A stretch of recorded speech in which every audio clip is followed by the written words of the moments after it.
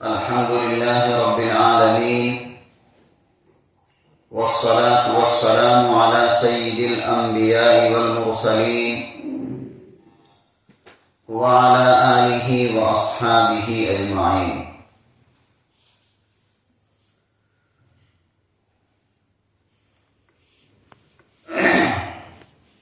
میرے محترم ماں اور بہنیں، السلام علیکم ورحمۃ اللہ وبرکاتہ۔ الحمدللہ ہم لوگ پچھلے ہفتہ دوسرا پارہ تقریباً مکمل ہو گیا۔ ہم نے دوسرا پارہ کے آخر رکوع میں تقریباً 2 رکوع حضرت طالوت جالوت کا قصہ پڑھا۔ حضرت طالوت کو اللہ نے مسلمانوں کا کمانڈر اور سپہ سالار بنا کر بھیجا، اور وہ پھر جو بڑا ظالم بادشاہ تھا یا گورنر تھا جالوت، اس سے لڑائی ہوئی مسلمہ کی، جس کے نتیجے میں حضرت داؤد علیہ السلام نے جالوت کو قتل کیا تھا۔ یہ سارا کچھ 2 رکوع میں بیان ہوا دوسرا پارہ کے اخیر میں۔ ایک آیت رہ گیا تھا، اس میں کہا اللہ نے تلک آیات اللہ نتلوها علیک بالحق وانک لمن المرسلین۔ یہ دوسرا پارہ کی آخری آیت ہے جو دوبارہ دہرا دے رہا ہوں۔ سارا واقعات پڑھنے کے بعد طالوت جالوت اور تابوت سکینہ، اسی طرح اللہ تعالیٰ نے حضرت داؤد علیہ السلام کو اس جنگ کے بعد نبی بنا دیا، اور جو طالوت تھے انہوں نے اپنی بیٹی سے شادی کرا دی حضرت داؤد کی۔ طالوت کے انتقال کے بعد حضرت داؤد اس سلطنت کے امیر ہو گئے۔ یہ سارا کچھ ہم لوگ پڑھ لیے۔ یہ پڑھنے کے بعد دوسرا پارہ کے بالکل آخر آیت میں کیا کہا اللہ نے؟ تلک آیات اللہ نتلوها علیک بالحق۔ یہ آیاتیں اللہ کی ہیں جو ہم تجھ کو سناتے ہیں ٹھیک ٹھیک۔ وَإِنَّكَ لَمِنَ الْمُرْسَلِينَ، اور تو بے شک ہمارے رسولوں میں سے ہے۔ سارا واقعات سنانے کے بعد اللہ نے کیا کہا؟ اے نبی، یہ آیتیں جو ہم بتا رہے ہیں آپ کو، یہ ٹھیک ٹھیک آپ کو سناتے ہیں ہم۔ ظاہر سی بات ہے، اللہ کے رسول سے بہت پہلے کا یہ واقعہ ہے، تقریباً 1400 سال پہلے کا، حضرت داؤد کا زمانہ ہے، محمد صلی اللہ علیہ وسلم سے پہلے۔ تو آپ کو اللہ نے قرآن کے ذریعے، وحی کے ذریعے ٹھیک ٹھیک یہ واقعات بتلا دیے، اور کہا وَإِنَّكَ لَمِنَ الْمُرْسَلِينَ، بے شک آپ رسولوں میں سے۔ گویا اللہ کے رسول صلی اللہ علیہ وسلم کی رسالت کو اللہ نے کیا کر دیا؟ یہاں پر اعلان کر دیا۔ جو آیتیں ہم نے آپ کو بتلائی اور واقعات بتلائے، دراصل کیا ہیں؟ آپ اللہ کے رسولوں میں سے۔ آگے تیسرا پارہ سے پڑھنا ہے۔ کیا فرمایا؟ تلک الرسل فضلنا بعضهم علی بعض۔ پارہ آپ کے سامنے ہے، کہا تلک الرسل فضلنا بعضهم علی بعض۔ یہ سب رسولوں فضیلت دی ہے ہم نے بعض کو بعض پر۔ یعنی ایسے تو تمام نبی تمام انسان سے زیادہ افضل ہے۔ کتنے نبی آئے ہیں؟ 1,24,000 کم و بیش۔ جتنے بھی انبیاء آئے ہیں وہ باقی تمام انسان سے کیا ہے؟ افضل ہیں۔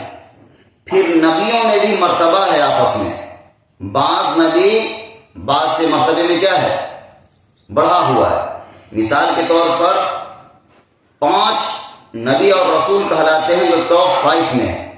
نمبر 1 حضرت نوح علیہ السلام، ان کے بعد حضرت ابراہیم علیہ السلام 2، اور بیچ میں موسیٰ علیہ السلام، اور پھر بعد میں حضرت عیسیٰ علیہ السلام اور محمد صلی اللہ علیہ وسلم. گویا یوں سمجھیے ٹاپ 5 نبی. مرتبے میں اور مقام میں بڑے اونچے ہیں. تو کہا تلک الرسل فضلنا بعضهم علی بعض. لیکن ایک بات یہاں پر یاد رکھیے گا، کوئی بھی نبی ہو، عام سے عام نبی، وہ باقی تمام انسان سے کیا ہے؟ افضل ہے. آدمی آج کل ترتیب نہیں رکھتا صحیح، اس لیے ان کی شان میں گڑبڑی ہو جاتی ہے. کیا؟ ایک اصول بتا دیتے ہیں. تمام نبی تمام انسانوں سے کیا ہے؟ سب سے افضل ہیں.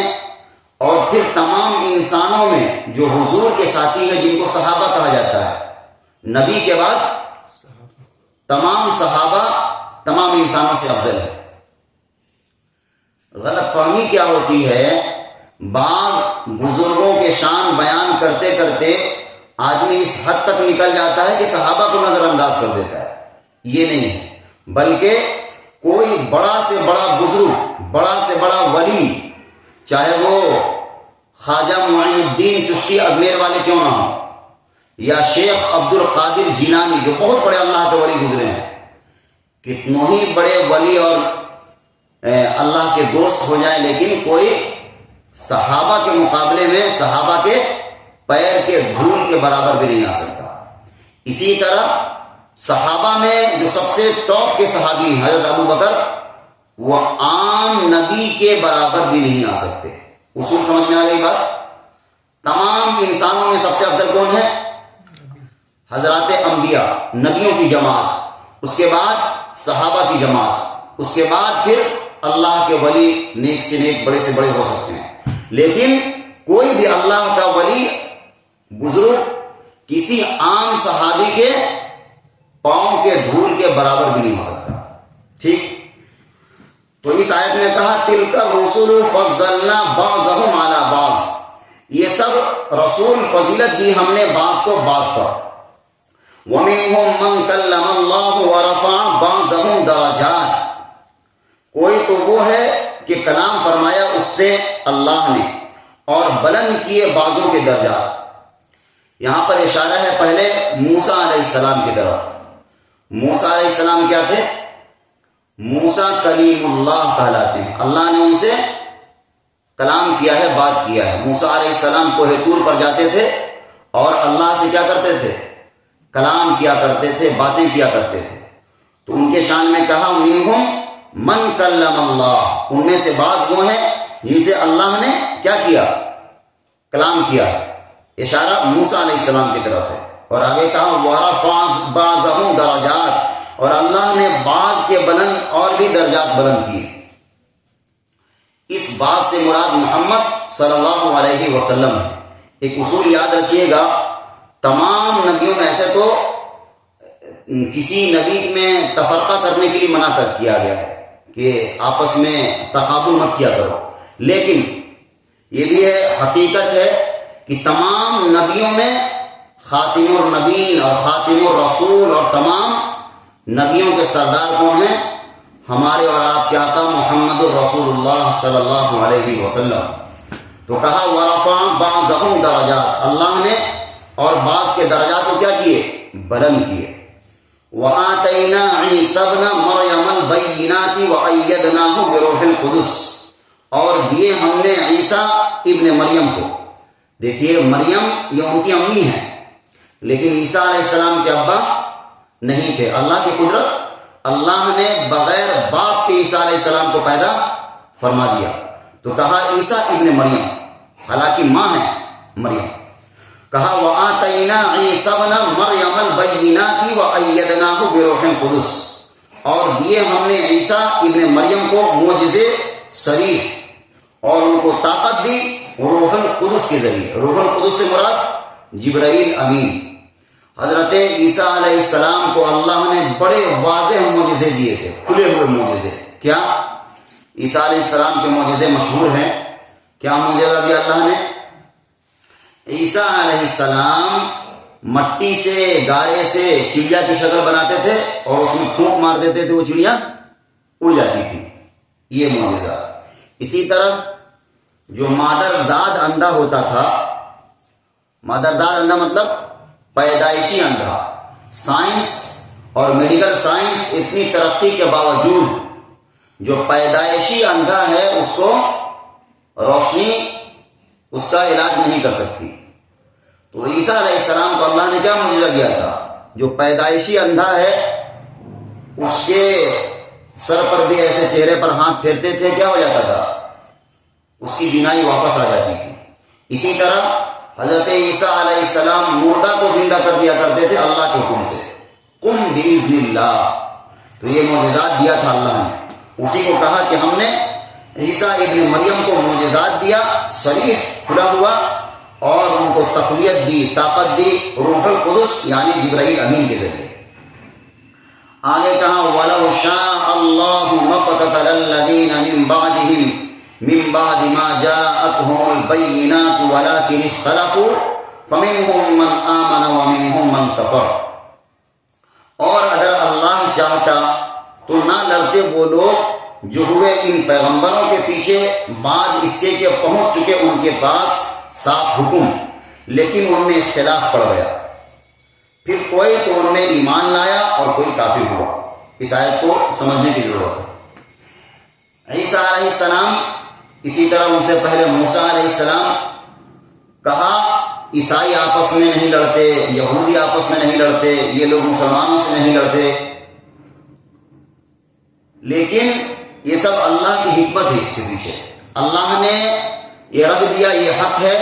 مثال کے طور پر دنیا میں کیا ہے؟ ایک دنیا یوں سمجھیے امتحان گاہ ہے. سارا کچھ یہ نہیں کہا کہ ہاتھ پکڑا کر یہ تم کام کر لو، بلکہ رکھ دیا سامنے. اس چیز کو اختیار کرو گے تو تمہارے لیے بھلائی ہے، اس چیز کو اختیار کرو گے تو تمہارے لیے نقصان ہے. تو کہا اگر اللہ چاہتا تو یہ آپس میں لڑتے نہیں، یعنی یہ کر لیتے کہ ایک ہی ہم مانتے ہیں. لیکن اس میں بھی حکمت ہے اللہ کے پیچھے. اللہ کے اس پیغام میں بھی حکمت ہے. کہا یہ آپس میں لڑتے نہیں، بعد عیسائی سے لڑے، عیسائی یہودیوں سے لڑے، مسلمانوں سے لڑے وغیرہ وغیرہ. تو بعض ان میں تو اختلاف میں پڑ گئے اور بعض تو ایمان لائے اور بعض ایمان نہیں لائے، کفر کیا. وَلَوْ شَاءَ اللَّهُ مَا اقْتَتَلُوا، اور اگر اللہ چاہتا تو باہم نہ لڑتے. وَلَكِنَّ اللَّهَ يَفْعَلُ مَا يُرِيدُ، لیکن اللہ کرتا ہے جو چاہے. یعنی اس میں بھی اللہ کی حکمت ہے. اگر واضح کر دیتا سارا چیز کہ آ جاؤ اس طرف یا یہ، تو پھر معاملہ ہی کیا رہتا. دراصل امتحان گاہ ہے. سارا چیز اس طرح رکھ دیا اور کہا یہ چیز اختیار کرو گے تمہارے لیے بھلائی ہے، یہ کرو گے تو یہ. آگے کہا خرچ کے متعلق، یا ایھا الذین آمنوا انفقوا مما رزقناکم من قبل ان یأتی یوم لا بیع فیہ ولا خلۃ ولا شفاعۃ. اے ایمان والو، خرچ کرو اس میں سے جو ہم نے تم کو روزی دی پہلے اس دن کے آنے سے. کیا کہا؟ یا ایھا الذین آمنوا انفقوا مما رزقناکم من قبل ان یأتی یوم لا بیع فیہ ولا خلۃ ولا شفاعۃ. اے ایمان والو، خرچ کرو اس میں سے جو ہم نے تم کو روزی دی ہے پہلے اس دن کے آنے سے کہ جس دن نہ خرید و فروخت ہے اور نہ آشنائی ہے اور نہ سفارش ہے. کیا کہا؟ اے ایمان والو، خرچ کرو اس دن کے آنے سے پہلے جس دن کوئی خرید و فروخت نہیں ہوگی. مراد قیامت کے دن، آخرت. اس دن کوئی خرید و فروخت نہیں ہوگی. ولا خلۃ ولا شفاعۃ، اور نہ کوئی آشنائی ہوگی اور نہ کوئی سفارش. والکافرون هم الظالمون، اور کافر ہیں وہی ظالم ہیں. اس آیت میں خرچ کے متعلق بتایا کہ اس دن کے آنے سے پہلے خرچ کرو جس دن کوئی خرید و فروخت نہیں ہوگا، بلکہ اس دن کیا ہوگا؟ اس دن کا کرنسی نیکی. آگے جو آیت آ رہی ہے وہ آیت الکرسی ہے، اور اس آیت کی شان کیا کہنا. اللہ کے رسول نے ارشاد فرمایا تمام قرآن کی آیتوں کی سردار کون سی آیت ہے؟ آیت الکرسی.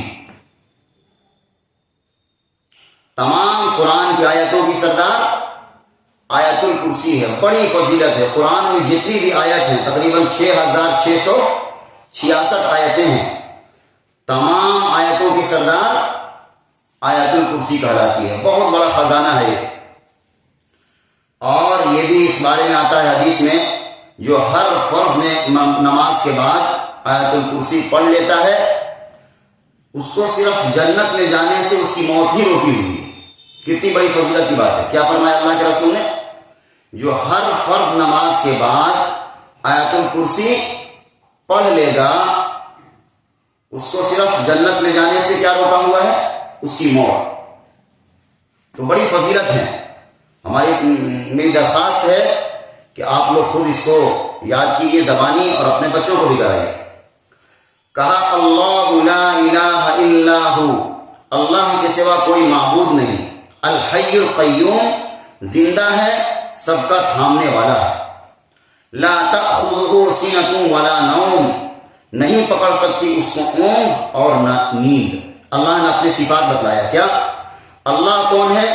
ایک اکیلا ہے، اس کے علاوہ کوئی معبود نہیں، اور وہ حی ہے، ہمیشہ سے زندہ ہے، ہمیشہ رہے گا. القیوم، وہ قائم ہے، اس کو قائم رہنے کے لیے کسی چیز کی سہارے کی ضرورت نہیں ہے، بلکہ وہ خود بخود قائم ہے اپنے ذات میں. اور آگے کہا لا تأخذہ سنۃ ولا نوم، نہیں پکڑ سکتی اس کو اونگ اور نہ نیند، یعنی نہ اس کو اونگ آتی ہے اور نہ نیند آتی ہے. لہو ما فی السماوات و ما فی الارض، اسی کا ہے جو کچھ ہے آسمانوں میں اور زمین میں. من ذا الذی یشفع عندہ الا باذنہ. دیکھیے یہ بڑی عجیب ہے. اس نے کیا کہا؟ ایک انداز ہے، جلالی انداز.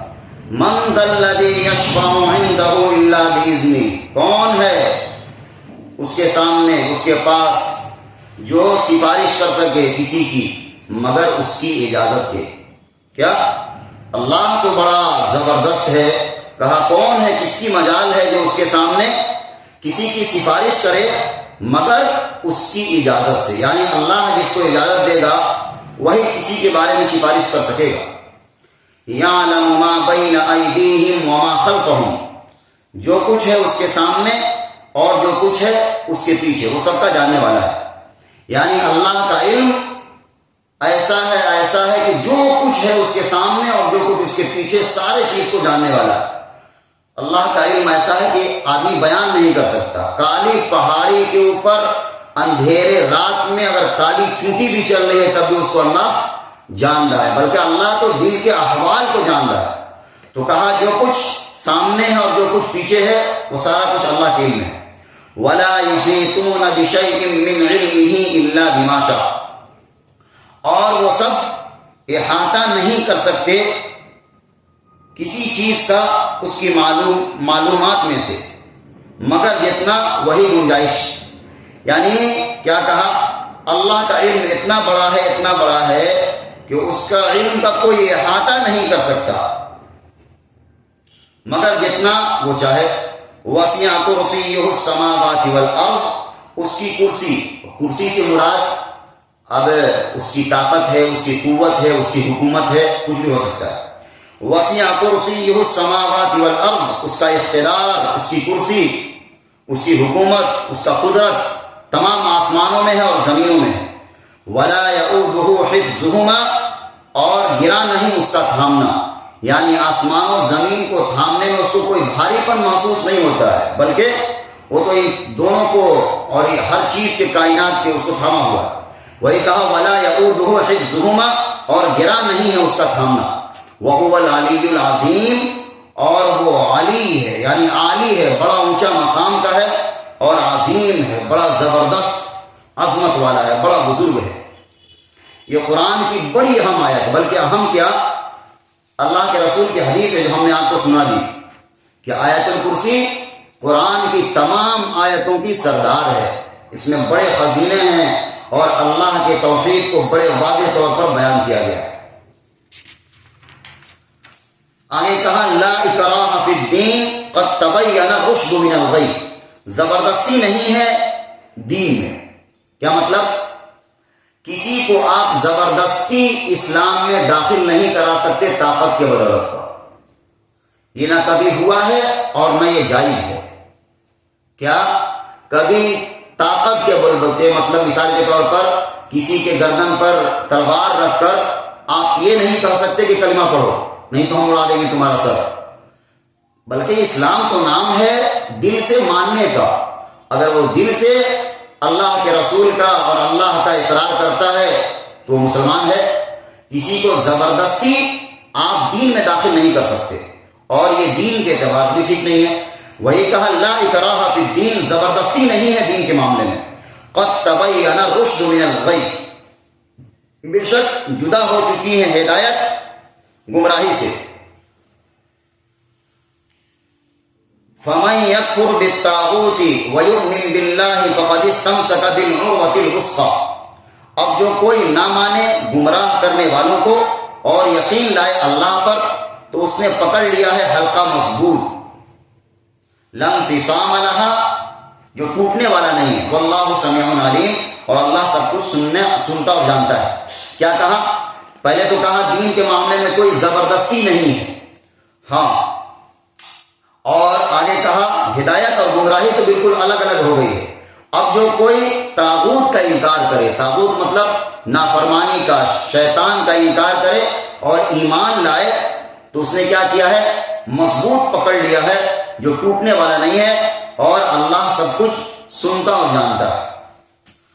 آگے کہا اللہ ولی الذین آمنوا یخرجہم من الظلمات الی النور، اللہ مددگار ہے ایمان والوں کا، نکالتا ہے ان کو اندھیروں سے روشنی کی طرف. والذین کفروا اولیاؤہم الطاغوت، اور جو لوگ کافر ہوئے ان کے رفیق ہیں شیطان. رفیق مطلب دوست. جو لوگ انکار کرنے والے ہیں ان کے دوست کون ہیں؟ شیطان. یخرجونہم من النور الی الظلمات، نکالتے ہیں ان کو روشنی سے اندھیروں کی طرف. اولئک اصحاب النار، یہی لوگ دوزخ والے ہیں. ہم فیہا خالدون، اور اسی میں وہ ہمیشہ رہیں گے. اس آیت میں کیا کہا؟ کہ اللہ جو ہے مددگار ہے جو اس پر ایمان لاتا ہے، اللہ دوست ہے. اب دیکھیے، اگر کسی کا دل اس پر لگ جائے کہ ہم اللہ کی بات کو مانتے ہیں، اللہ میرا دوست ہے، میرا ساتھی ہے، میرا مددگار ہے، تو کتنا اس کے لیے آسمان اور زمین کے دریچے کھل جائیں گے. کہا اہل ایمان کا دوست کون ہے؟ اللہ. اللہ ان کو نکالتا ہے اندھیروں سے روشنی کی طرف، اور جو لوگ انکار کرتے ہیں ان کے دوست کون ہے؟ شیطان. وہ روشنی سے ان کو اندھیروں کی طرف لے جاتا ہے وہ. اور یہی لوگ اصحاب النار یعنی دوزخ والے ہیں، اور اس میں ہمیشہ ہمیشہ رہیں گے. آگے کہا الم تر الی الذی حاج ابراہیم فی ربہ ان آتاہ اللہ الملک، کیا نہ دیکھا تو نے اس شخص کو جس نے جھگڑا کیا ابراہیم سے اس کے رب کی بابت اس وجہ سے کہ دی تھی اللہ نے اس کو سلطنت. یہ واقعہ بیان ہو رہا حضرت ابراہیم علیہ السلام کا.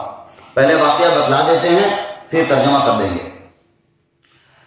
یہاں سے ایک واقعہ حضرت ابراہیم علیہ السلام کا. واقعہ کیا ہے؟ ابراہیم علیہ السلام کی پیدائش کہاں ہے؟ عراق. عراق کا پرانا نام بائبلونیا ہے. وہاں کا ایک بادشاہ تھا نمرود. آپ نے سنا بھی ہوگا نمرود کے بارے میں، بہت ظالم بادشاہ تھا. تو ابراہیم علیہ السلام جب اللہ کے لیے اللہ کی طرف لوگوں کو بلاتے تھے اور طرح طرح کے واقعات ہو گیا، تب ابراہیم علیہ السلام کو اس نے بلایا ہے اپنے دربار میں. کون؟ نمرود. ابراہیم علیہ السلام گئے ہیں اس کے دربار میں، اور جا کر پھر بڑے بے باکی کے انداز میں اللہ کی تعریف کرائی ہے کہ اللہ وہ ہے، اللہ ایسا ہے. تو پہلے ابراہیم علیہ السلام نے کیا کہا؟ میرا اللہ وہ ہے جو زندہ کرتا ہے اور مارتا ہے، یعنی کہ زندگی اور موت دینا اللہ کے ہاتھ میں. اتنے میں اس بادشاہ نے کیا کیا؟ جیل سے 2 قیدی بلایا، اور ایک کو کیا کر دیا؟ مار دیا، اور ایک کو کہا جاؤ تم آزاد ہو. اس بادشاہ نے کیا کہا؟ دیکھو یہ کام تو ہم بھی کر سکتے ہیں جو کام تمہارا اللہ کرتا ہے. ابراہیم علیہ السلام سمجھ گئے یہ بادشاہ عقل کا اندھا ہے، یہ ایسے نہیں مانے گا. پھر ابراہیم علیہ السلام نے کیا کہا؟ میرا اللہ وہ ہے جو سورج کو نکالتا ہے کدھر سے؟ مشرق سے، پورب سے. اگر تم واقعی اللہ ہو تو تم نکال دو مغرب سے، جدھر سورج ڈوبتا ہے ادھر سے تم نکال دو۔ اب وہ آگ ببولا ہو گیا۔ اس کے بعد پھر ابراہیم علیہ السلام کو کہاں پھینکوا دیا؟ آگ اکٹھا کروایا، پھر پھینکوا دیا۔ تو یہ اسی بادشاہ کے دربار میں ابراہیم علیہ السلام نے جو اس سے بات چیت کی ہے، یہ اس کا بیان ہے۔ اور دیکھیے ابراہیم علیہ السلام کی ہمت۔ آج آدمی چھوٹا سے چھوٹا ایک پولیس تھانے میں جا کر حقیقت بیان کرنے سے ڈرتا ہے، وہاں پر اتنا بڑا بادشاہ کے دربار میں اور حقیقت بیان کرنا اور ڈنکے کے چوٹ سے کیا ہے، یقیناً اللہ تعالیٰ پیغمبروں کو ایسی ہمت دیتا ہے۔ کیا کہا؟ أَلَمْ تَرَ إِلَى الَّذِي حَاجَّ إِبْرَاهِيمَ فِي رَبِّهِ أَنْ آتَاهُ اللَّهُ الْمُلْكَ، کیا نہ دیکھا تو نے اس شخص کو جس نے جھگڑا کیا ابراہیم سے اس کے رب کی بابت، اس وجہ سے کہ دی تھی اللہ نے اس کو سلطنت، اس کو بادشاہت دی تھی۔ کس کو؟ نمرود کو۔ اذ قال ابراہیم ربی الذی یحیی ویمیت قال انا احیی وامیت، جب کہا ابراہیم نے میرا رب وہ ہے جو زندہ کرتا ہے اور مارتا ہے، وہ بولا میں بھی جلاتا ہوں اور مارتا ہوں۔ وہی واقعہ، دو قیدی بلائے اور اس نے پھر ایک کو مار دیا اور ایک کو چھوڑ دیا۔ آگے کہا قال ابراہیم فإن اللہ یأتی بالشمس من المشرق فأت بها من المغرب، کہا ابراہیم علیہ السلام نے بے شک وہ لاتا ہے سورج کو مشرق سے، اب تو لے آ اس کو مغرب سے۔ فبہت الذین کفروا، تب وہ حیران ہو گیا وہ کافر۔ یعنی پہلے تو جو کہا اس نے دو قیدی بلا کر ثابت کر دیے، نعوذ باللہ۔ اس کے بعد جب ابراہیم علیہ السلام سمجھ گئے یا ایسے نہیں مانے گا یہ بادشاہ، تب کیا کہا؟ میرا رب مشرق سے سورج نکالتا ہے مغرب میں ڈباتا ہے، تم اس کا اپوزٹ کر کے دکھلاؤ، مغرب سے نکالو۔ اب وہ غصہ ہو گیا اور بالکل غضبناک ہو گیا۔ آگے کہا واللہ لا یہدی القوم الظالمین، اور اللہ سیدھی راہ نہیں دکھاتا ظالم لوگوں کو۔ آگے فرمایا او کالذی مر علی قریۃ وہی خاویۃ علی عروشہا، کیا نہ دیکھا تم نے اس شخص کو کہ گزرا وہ ایک شخص شہر پر اور وہ گر پڑا تھا اپنی چھتوں پر۔ یہ بھی ایک واقعہ ہے ایک نبی کا، پہلے واقعہ سنا دیتے ہیں تب ترجمہ کر دیں گے تو بات سمجھ میں آئے گی زیادہ۔ ایک نبی گزرے ہیں عزیر علیہ السلام۔ کون ہیں؟ عزیر علیہ السلام۔ یہ بھی بنی اسرائیل کے نبی تھے۔ واقعہ یہ ہے کہ ایک دفعہ یہ گزر رہے تھے، ان کا زمانہ پہلے بتا دیتے ہیں۔ ان کا زمانہ ہے تقریباً عیسیٰ علیہ السلام سے 550 سال یا 600 سال پہلے، تقریباً یہی زمانہ، 500 نہیں 450 سال یا 500 سال۔ واقعہ یہ ہے کہ عیسیٰ علیہ السلام سے پہلے 587 قبر مسیح میں، جہاں آج بیت المقدس ہے، بیت المقدس جانتی ہیں فلسطین میں، بلکہ اس کا سارا واقعہ تو بیان ہو چکا ہے۔ فلسطین میں ایک مسجد ہے جو پہلے قبلہ اول تھا، وہ عیسائیت کے لیے بھی ہے، یہودیوں کے لیے بھی ہے، اور اسی کے لیے بڑا ابھی لڑائی جھگڑا بھی ہے۔ تو سلیمان علیہ السلام نے مسجد بنایا تھا وہاں پر، ہم لوگ مسجد کہتے ہیں کیونکہ نبی تھے سلیمان علیہ السلام، یہودی کہتے ہیں ہیکل سلیمانی۔ تو عیسیٰ علیہ السلام سے 587 سال پہلے ایک بادشاہ گزرا ہے عراق کا، اس کا نام تھا بخت نصر، انگلش میں کہتے ہیں اس کو کیبو کے نظر۔ اس نے یروشلم جو فلسطین ہے اس کا پرانا نام یروشلم ہے، اس پر حملہ کیا، پورے کو گرا دیا، اور جتنے بھی آبادی تھے آدھا کو قتل کیا، آدھا کو غلام بنا کر لے کر چلا گیا عراق، اور پورا شہر برباد کر دیا، ایک بھی عمارت کو نہیں چھوڑا۔ جب سارا گر کر تہس نہس ہو گیا، تب عزیر علیہ السلام ادھر سے گزر رہے تھے۔ انہوں نے کہا اللہ سے، اے اللہ یہ سارا شہر گر کر برباد ہو گیا، یہاں پر کوئی آدمی نہیں، ویران ہی ویرانیاں ہے، کس طرح اس کو پھر دوبارہ تم زندہ کرے گا اللہ؟ یہاں پر آبادی کیسے ہوگی؟ بڑا تعجب ہوا ان کو۔ تو یہ نکلے تھے ادھر ہی دیکھتے ہوئے، اللہ نے ان کو 100 سال کے لیے کیا دے دیا؟ موت دے دیا۔ کن کو؟ عزیر علیہ السلام کو 100 سال کے بعد اٹھایا ان کو، کہا عزیر کتنا سوئے؟ تو یہ دیکھے کہ جب گھر سے نکلے تھے تو سورج نکل رہا تھا، ابھی سورج ڈوبنے والا ہے۔ کہا عزیر علیہ السلام نے 1 دن سوئے یا اس سے کم؟ پھر اللہ نے بتایا کہ تم 100 سال پڑے رہے یہیں پر۔ کہا دیکھو اپنے کھانے کی طرف، دیکھا کھانا ٹھیک ٹھاک ہے، یعنی کہ جو کھانا تھا وہ خراب نہیں ہوا تھا، اور جو سواری تھی گدھا اس کو باندھے ہوئے تھے وہ مر کر سڑ کر بالکل ختم ہو گیا تھا، اس کی ہڈی بچے ہوئے تھے ذرا سا۔ کہا دیکھو گدھا کی طرف بالکل ختم ہو گیا تھا۔ تو یہی واقعہ کو بیان کیا ہے، ترجمہ کرتے ہیں۔ او کالذی مر علی قریۃ وہی خاویۃ علی عروشها، کیا نہ دیکھا تو نے اس شخص کو کہ گزرا وہ ایک شہر پر اور وہ گر پڑا تھا اپنی چھتوں پر۔ کون شہر تھا؟ یروشلم نام تھا، فلسطین کا پرانا نام یروشلم تھا، اور بیچ میں اور بھی کئی نام بدلے گئے ہیں۔ تو وہ شہر کو بالکل برباد کر دیا تھا۔ کون بادشاہ؟ بخت نصر نے۔ تو عزیر علیہ السلام جو گزر رہے تھے بڑا تعجب ہوا ان کو۔ آگے کہا قال انا یحیی ھذہ اللہ بعد موتها، بولا کیوں کر زندہ کرے گا اس کو اللہ مر جانے کے بعد۔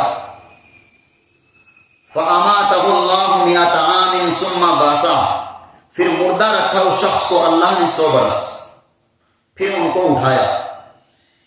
کن کو؟ عزیر علیہ السلام کو 100 سال تک کیا دیا اللہ نے؟ موت دے دیا۔ کہا قال کم لبثت، کہا کتنی دیر یہاں پر رہا؟ کیا کہا اللہ نے؟ عزیر یہاں پر کتنے دن رہے؟ کہا قال کم لبثت یوما او بعض یوم، بولا میں رہا 1 دن یا اس سے کچھ کم۔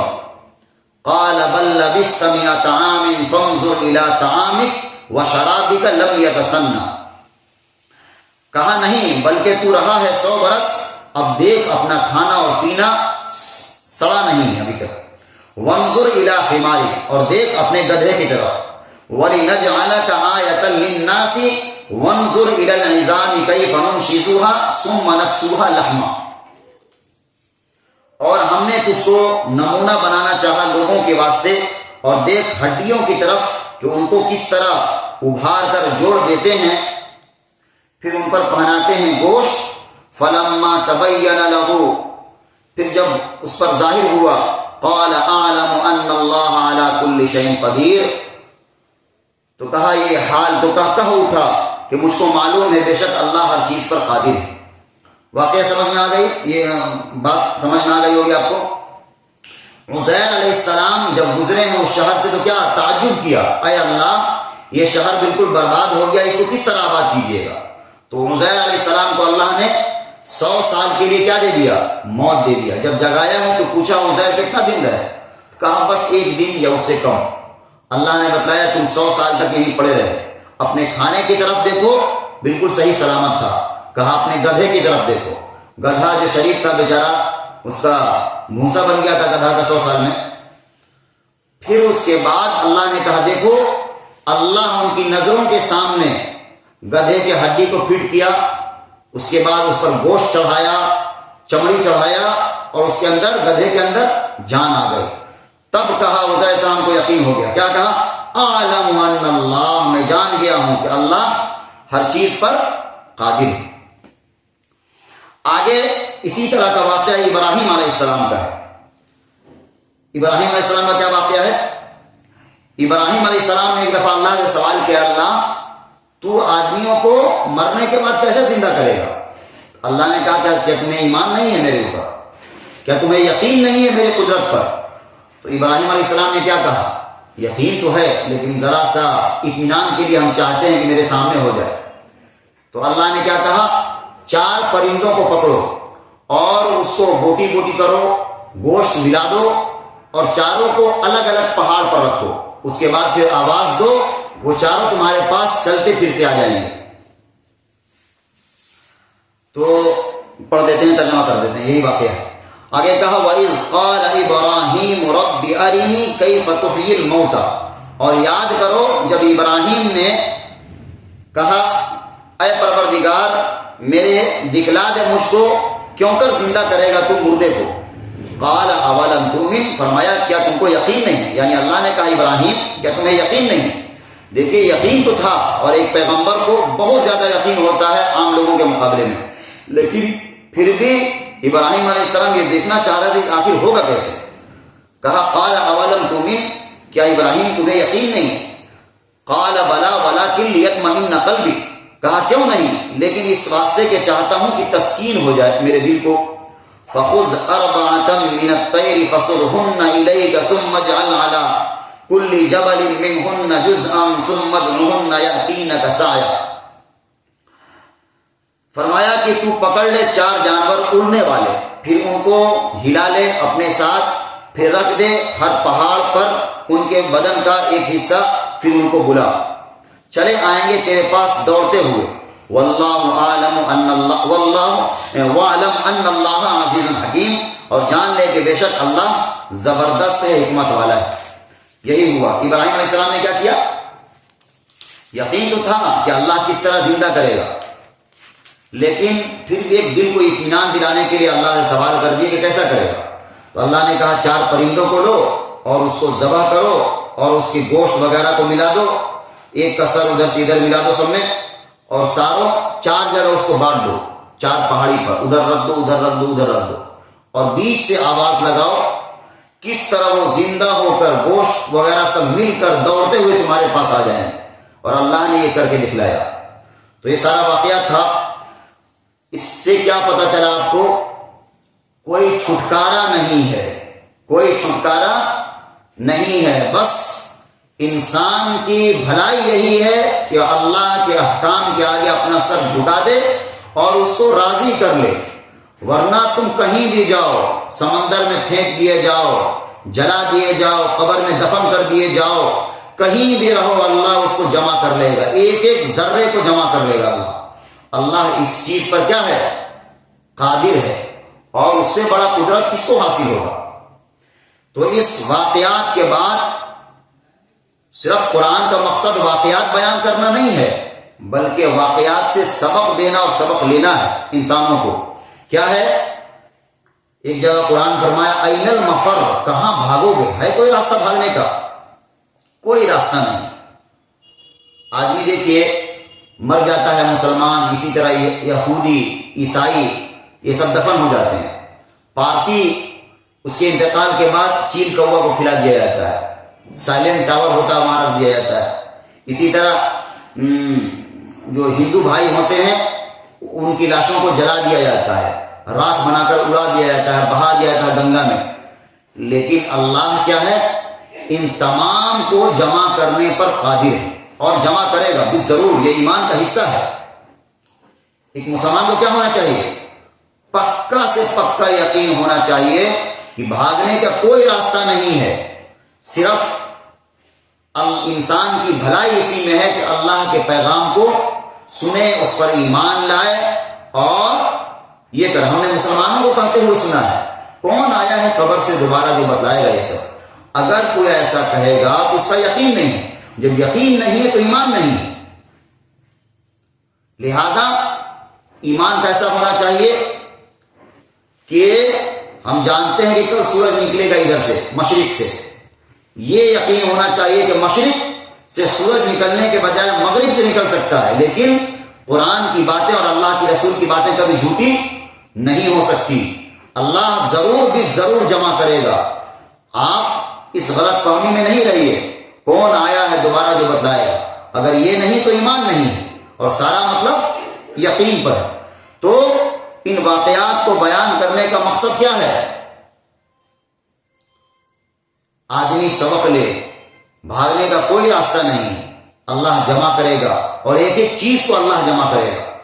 تو بہرحال آج یہیں تک پڑھتے ہیں، انشاءاللہ اگلا ہفتہ اس سے آگے پڑھیں گے.